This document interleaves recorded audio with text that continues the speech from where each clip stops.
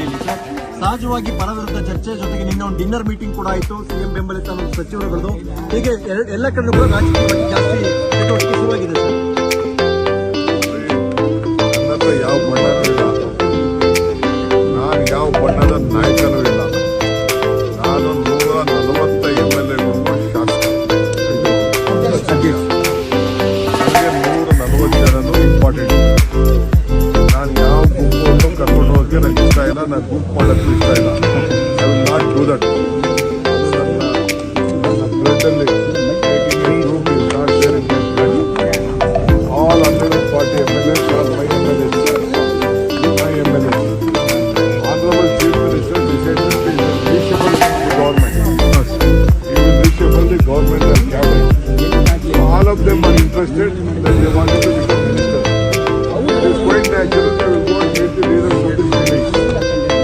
It is quite natural they will go out of the state. Apart from that, what I can say, they have every right.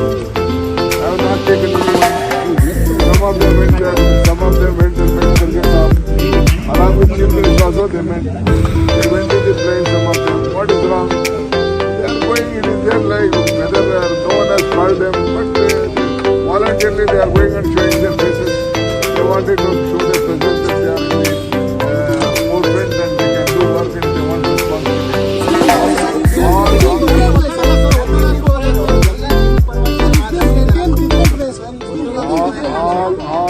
All 140 members are eligible to become minister, chief minister, everything they can become. Now the no question is there. Honorable Chief Minister is there. He said that he will come to complete 5 years. I wish him all the best. We will all. Sir ಮಾತು sir ಯಾರೇ ಮಾತಾಡಿದ್ರು ಮಾತು ಮುಖ್ಯ ಅಲ್ವಾ sir, ಆಡಿದ ಮಾತು. ನೋಡಪ್ಪ,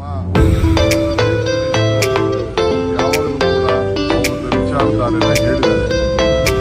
ನಾನು ಅದ್ರ ಬಗ್ಗೆ ನಾವೇನು ಮಾತಾಡಕ್ಕೆ ಹೋಗುದಿಲ್ಲ. ಅವರು ಹೇಳಿದ್ದಾರೆ, ನಾನು ಉಂಟು ಹೈಕಮಾಂಡ್ ಉಂಟು, ಹೈಕಮಾಂಡ್ ಏನು ಹೇಳ್ತಾರೋ ಕೇಳ್ತೀವಿ ಅಂತ ನಾನು ಹೇಳಿದ್ದೀನಿ, ಅವರು ಹೇಳ್ತಿದ್ರು.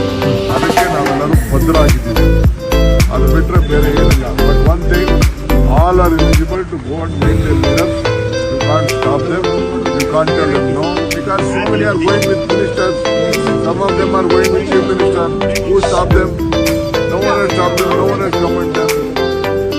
ನೀವು